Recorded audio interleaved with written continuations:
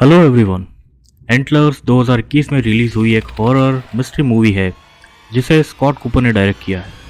Oregon के एक छोटे से टाउन में एक टीचर और उसका भाई जो पुलिस वाला है वो एक यंग स्टूडेंट को डिस्कवर करते हैं जिसने एक बेहद खतरनाक सीक्रेट को पनाह दे रखी है और जिसके सामने आने पर काफ़ी भयानक परिणाम देखने को मिल सकते हैं। अब इंट्रो के साथ पूरी स्टोरी पर हम आते हैं।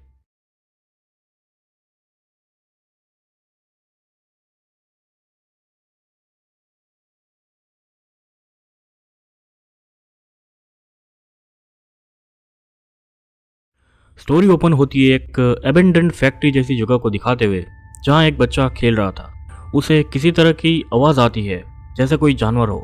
वो दौड़ते हुए अपने डैड की कार में चला जाता है। उसके डैड आते हैं और बच्चा बताता है कि उसने कुछ आवाज़ सुनी। डैड कहते हैं शायद हम काम कर रहे थे उसी की आवाज़ होगी। डैड अपने बच्चे को कभी अंदर नहीं आने देता था जहाँ पर वो काम करता था। अब वो अंदर जाता है वापस और बेटे को कार में ही रुकने को कहता है। वो अंदर जाता है जहाँ अंदर गुफा जैसी जगह में वो अपने साथी के साथ काम करता था। इस वक्त समझ नहीं आता कि वो क्या कर रहा था। पॉसिबली वो ड्रग्स बना रहा था। दोनों सामान समेट रहे थे कि उन्हें किसी तरह के क्रिएचर की गुर्राने की आवाज़ आती है। उसका साथी डर जाता है। दोनों अब देखने जाते हैं आगे और दूसरी गुफा जैसी जगह में देखते हैं तो वहाँ पर कोई क्रिएचर आके उन पर हमला करता है। बच्चा काफ़ी देर होने की वजह से अब अंदर जाकर देखना चाहता था। खैर अब अगले सीन में एक औरत दिखाई जाती है जो एक स्कूल में बच्चों को पढ़ाती है स्टोरीज लिटरेचर वगैरह, जिसमें यूजुअली वो स्टोरीज के साथ मिथ्स और स्टोरी टेलिंग कल्चर के बारे में बताती है। वो पूछती है कि अगर किसी को कोई फेबल या स्टोरी या मिथ पता हो तो वो बता सकता है। एक बच्ची गोल्डीलॉक की स्टोरी बताती है जिसमें बेयर्स के घर के बाहर जाने पर गोल्डीलॉक घर में आता है और उनका खाना खा लेता है और फिर बियर उस पर गुस्सा करता है। बेसिकली मॉरल ये था कि जो आपका नहीं है या दूसरे का है उसे नहीं लेना चाहिए। अब स्कूल में एक बच्चे लूकस को दिखाया जाता है जिसे कुछ बच्चे चिढ़ाते थे। लूकस उसी एबेंडेंट माइन वाली जगह पर रहता था। दूसरी तरफ टीचर जूलिया ग्रोसरी स्टोर से कुछ सामान लेकर घर जाती है। वहाँ उसका भाई आता है जो कि शेरिफ था और उसका नाम पॉल था और जूलिया उसी के घर पे रहती थी। लूकस अब घर जा रहा था स्कूल से और उसे रास्ते में एक स्कंक दिखता है जिसे वो मारकर घर ले जाता है। घर पे वो कमरे के दरवाजे पे पहले कान लगा के कुछ सुनता है और फिर वहाँ से चला जाता है। अपने कमरे में वो अपनी फैमिली की फ़ोटो देख रहा था और एक टॉय का गला काट देता है। उसे कमरे के बाहर से आवाज़ आती है जैसे कोई उसे बुला रहा है। अगले दिन स्कूल में जूलिया फिर से अपने स्टूडेंट्स को स्टोरी सुनाने को कहती है और वो लूकस से कहती है कि कुछ सुनाए। लूकस स्टोरी सुनाता है कि 3 बियर्स थे, बिग बियर, लिटिल बियर और बेबी बियर। तीनों साथ एक गुफा में रहते थे। एक दिन बिग बियर बीमार हो गया और उसकी नौकरी चली गई। एक दिन लिटिल बियर घर आता है तो देखता है कि बिग बियर और बेबी बियर बदल गए हैं। वो कुछ अलग लग रहे थे।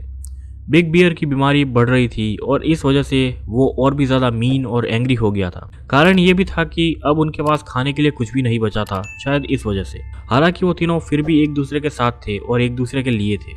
अब स्कूल खत्म होने के बाद लूकस को चिढ़ाने वाले बच्चे के बैग में लूकस ने कुत्ते की गंदगी डाल दी थी जिस वजह से वो लूकस को मारता है। जूलिया लूकस को डॉक्टर के पास ले जाती है। वहीं जूलिया को लूकस का रिकॉर्ड मिलता है जिसके अनुसार उसकी मॉम मर चुकी थी और सिर्फ उसका डैड और छोटा भाई थे। जूलिया लूकस के घर पर कॉल करती है बात करने के लिए। घर पे रिंग बजती है और बाहर कोई दरवाज़ा पीट रहा था और जो भी था उसकी आंख काफ़ी अजीब थी। लूकस अब घर जा रहा था और वो एक आइसक्रीम शॉप के बाहर खड़ा देख रहा था। जूलिया वहाँ आती है और उसे अंदर ले जाकर आइसक्रीम खिलाती है। इस बहाने वो लूकस से उसके और उसके फैमिली के बारे में भी पूछती है।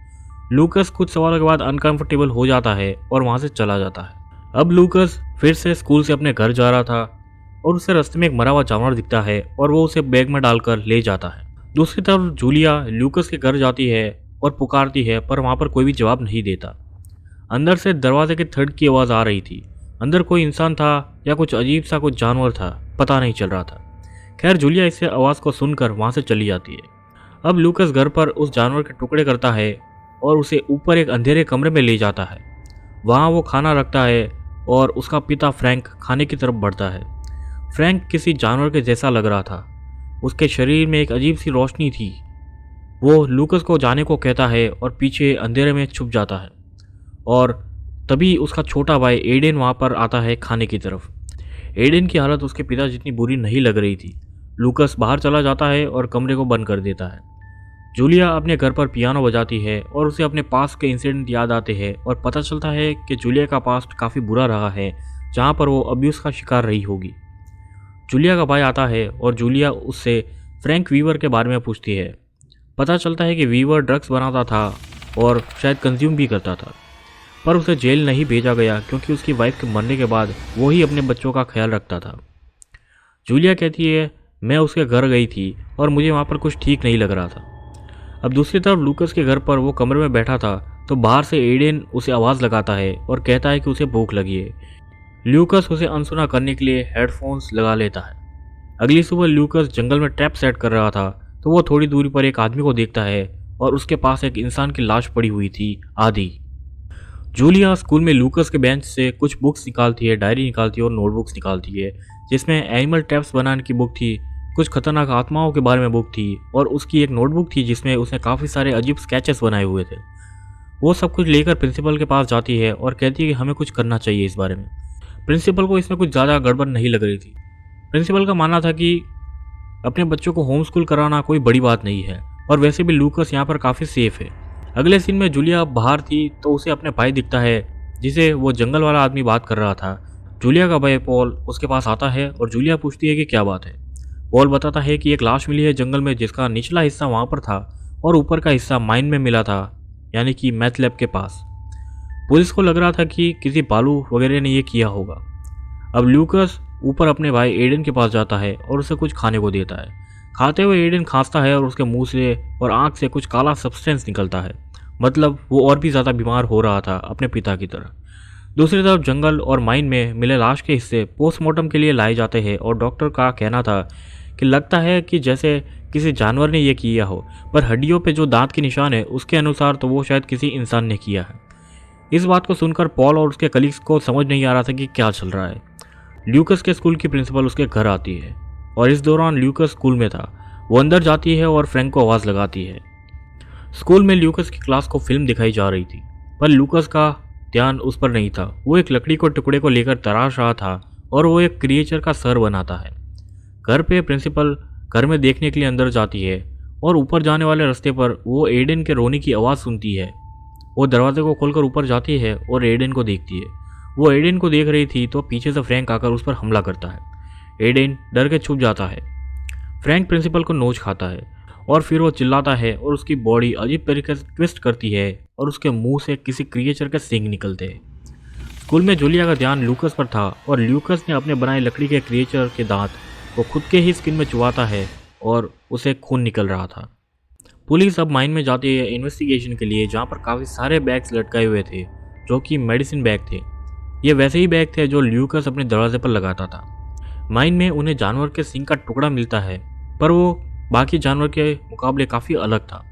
शेरिफ को वॉकी पर कॉल आता है कि एक मिसिंग पर्सन की कंप्लेंट की गई है और वो लोग वहाँ से चले जाते हैं। अब ल्यूकस स्कूल से घर जा रहा था तो बीच रास्ते में उसे स्कूल का दूसरा बच्चा जो उसे बुली करता था वो मिलता है, जो उसे सबक सिखाने आया था। लूकस कहता है, मैंने तुम्हें सॉरी बोल दिया था, पर वो नहीं मानता। लूकस मुड़कर जाने लगता है तो वो उसके पीछे आता है। दोनों को पेड़ के ऊपर से किसी जानवर के गुर्राने की आवाज़ आती है। ऊपर सींग वाला वो क्रिएचर था जिसे देखकर लूकस भागता है और वो क्रिएचर दूसरे बच्चे क्लिंट पर हमला कर उसे मार देता है। घर पहुंचकर लूकस प्रिंसिपल की कार देखता है और अंदर जाता है। ऊपर वो खून देखता है और फिर खिड़की की तरफ देखता है तो वो टूटी हुई थी, यानी वहाँ से कुछ निकलकर भागा है। जूलिया घर पे पॉल के साथ बैठी थी तो पॉल पूछता है कि तुमने प्रिंसिपल एलन से कब बात की थी, तो वो कहती है कि कल ही की थी। पॉल से पता चलता है कि वो गायब हो चुकी थी और उसकी मिसिंग कंप्लेंट की गई थी उसके हस्बैंड के द्वारा। जूलिया बताती है कि उसने उसे लूकस के फादर फ्रैंक से बात करने को कहा था। लूकस घर पे सब खून साफ कर रहा था और प्रिंसिपल की कॉल को ढकता है। फिर पॉल और उसका कलीग वहाँ पर आते हैं और आवाज़ लगाते हैं, पर कोई भी जवाब नहीं देता। लूकस भी खुद को छुपा लेता है। कोई जवाब ना मिलने पर पॉल सोचता है कि अगले दिन वारंट लेकर आना ही बेहतर होगा और दोनों वहाँ से चले जाते हैं। अगली सुबह स्कूल में क्लिंट नाम के बच्चे की माँ आती है जिसका बच्चा घर नहीं आया था। ये और कोई नहीं बल्कि वही था जो लूकस को परेशान करता था। जूलिया लूकस के घर जाती है। लूकस स्कूल में था इस वक्त। वो घर पहुंचकर देखती है कि बाहर प्रिंसिपल की कार पड़ी हुई थी और फिर क्या होना था, वहाँ पर पुलिस आ जाती है। वो ऊपर कमरे में जाती है जहाँ उन्हें प्रिंसिपल एलन की लाश मिलती है और साथ में एक और लाश थी जो पहचान में नहीं आ रही थी, क्योंकि वो काफ़ी जल चुकी थी और ऐसा लग रहा था जैसे उसके अंदर से कुछ बाहर निकला हो। पुलिस का मानना था कि वो लाश फ्रैंक की थी। लूकस रात को घर आता है और जूलिया उसे संभालती है। वो उसे हॉस्पिटल ले जाते हैं और डॉक्टर का कहना था कि वो काफ़ी डिहाइड्रेटेड है और माल न्यूट्रिशन है।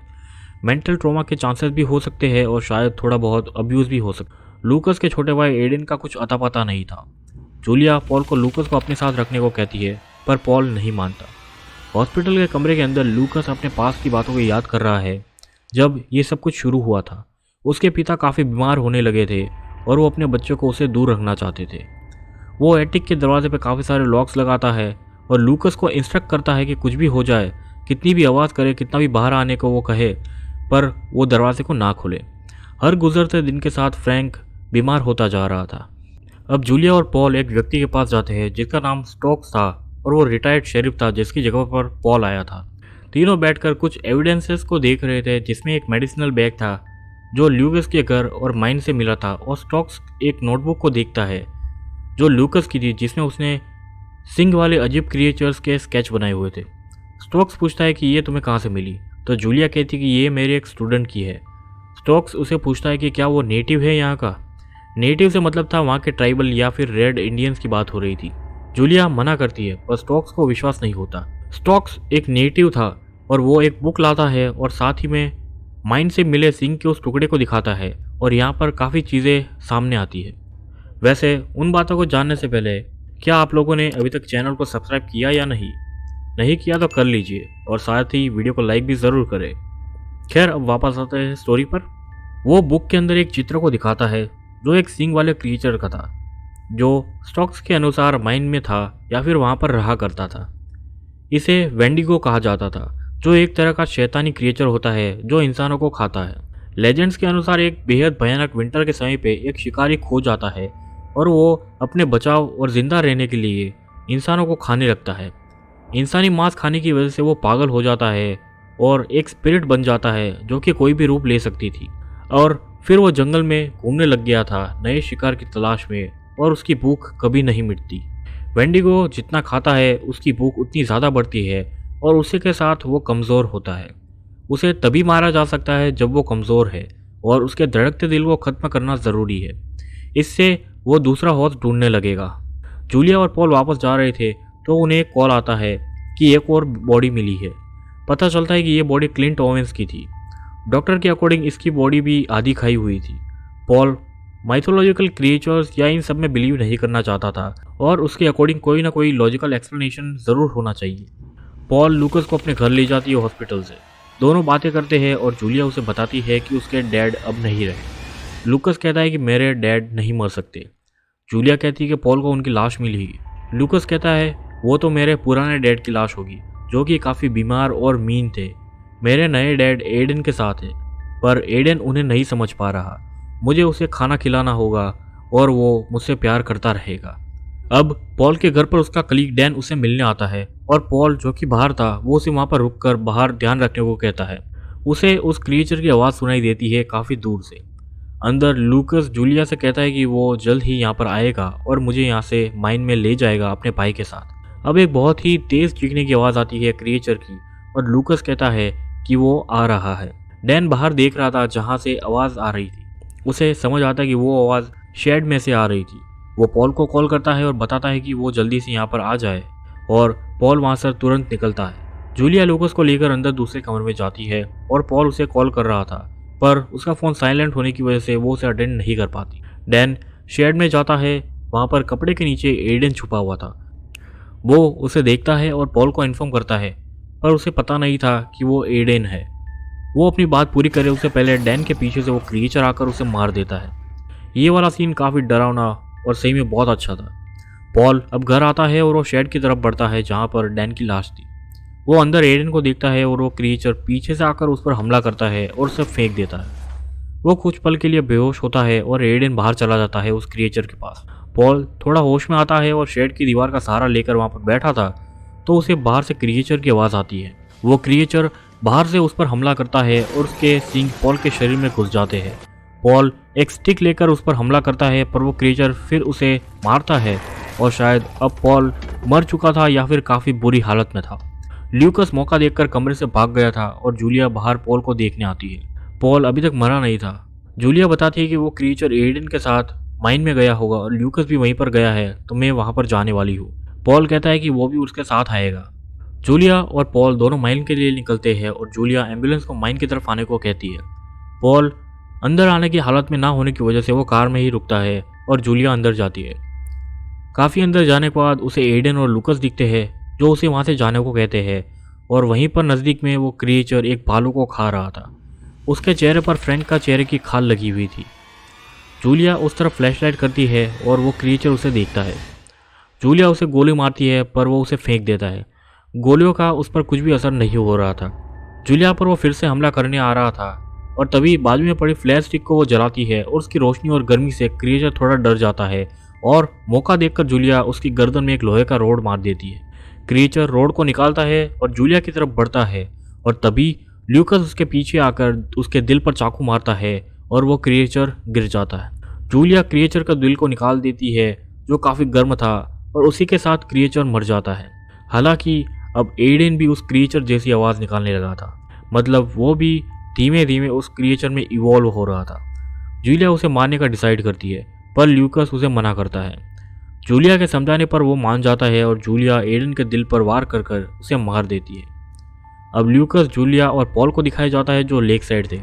पॉल जूलिया से पूछता है कि ल्यूकस के बारे में क्या करना है, जिस पर जूलिया कहती है कि उसे कुछ समय हम लोग अपने साथ ही रखेंगे। पॉल के अनुसार ल्यूकस जिस तरह के माहौल में रहा था, पता नहीं वो बड़ा होकर क्या बनेगा। ल्यूकस उनके पास आता है और जूलिया और ल्यूकस कार की तरफ जाते हैं। सडनली पॉल खांसने लगता है और जूलिया उससे पूछती है कि क्या तुम ठीक हो।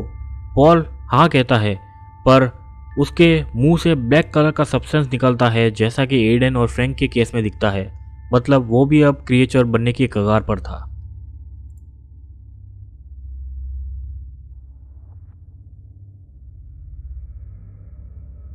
फ्रैंक जहाँ पर मैथ बनाता था वहाँ पर पहले से एक वेंडिगो रहता था और उसके फ्रैंक पर हमला करने की वजह से वो इन्फेक्ट हुआ था और धीरे धीरे वो क्रिएचर उसमें पनपने लगा। ये क्रिएचर एक वेंडिगो था और इससे जुड़ी स्टोरी मूवी के नरेशन में ही कवर हो चुकी है। अब आप में से किसी को सवाल हो सकता है कि फ्रैंक अगर इन्फेक्ट हुआ तो उसका साथी क्यों नहीं हुआ। खैर इसका एक सिंपल एक्सप्लेनेशन ये हो सकता है कि जैसे पॉल आखिर में इन्फेक्ट हुआ था पर उसका साथी डैन नहीं हुआ था क्योंकि वो मर चुका था, जबकि पॉल जिंदा था, वैसे ही फ्रैंक जिंदा था और पॉसिबली उसका साथी हमले की वजह से मारा गया होगा। फ्रैंक के शरीर में वो पनप रहा था और फिर एक समय बाद जब वो मैच्योर था वो फ्रैंक के शरीर से निकल गया और उसके बाद पहली बार क्रिएचर का एक्चुअल रूप देखने को मिलता है जब वो क्लिंट को मार देता है। ल्यूकस उस क्रिएचर का चेहरा बनाता है एक लकड़ी के टुकड़े से, तो उसे उसका रूप कैसे पता। पॉसिबिलिटी ये है कि वो एक बुक पढ़ रहा था जो इविल स्पिरिट्स के बारे में थी और उसमें उसका कोई स्केच हो सकता है। एक थियरी ये भी है कि जब जूलिया क्रिएचर को मारती है तो उस क्रिएचर की आत्मा शायद एडन में चली गई होगी और उसके मरने के बाद शायद पॉल में। कारण ये है कि स्टॉक्स ने कहा था कि क्रिएचर के मरने के बाद उसकी स्पिरिट नए होस्ट को ढूंढती है। इस वीडियो में इतना ही था। एंडिंग को मैंने डिसेंट तरीके से एक्सप्लेन कर लिया है, पर फिर भी अगर आपको कुछ भी समझ नहीं आया तो कमेंट में ज़रूर पूछ सकते हैं। साथ ही आपके दिमाग में अगर कोई थियरीज वगैरह है तो वो भी आप ज़रूर से शेयर करें। मैं सोच रहा था कि वेंडिगो के ऊपर एक सेपरेट वीडियो बनाऊँ जिसमें क्रिएचर के बारे में डिटेल्स में बताऊँ और साथ ही उससे जुड़ी कुछ स्टोरीज भी बताऊँ। जाते जाते आप लोगों से गुजारिश है कि अगर आपको ये नरेशन पसंद आया है तो इस वीडियो को थम्स अप ज़रूर दीजिएगा और चैनल को सब्सक्राइब करें और साथ ही बेल आइकन को दबाएं ताकि नए आने वाले वीडियोस की नोटिफिकेशन आपको मिलती रहे। I will be back with a new video soon. Till then, goodbye folks.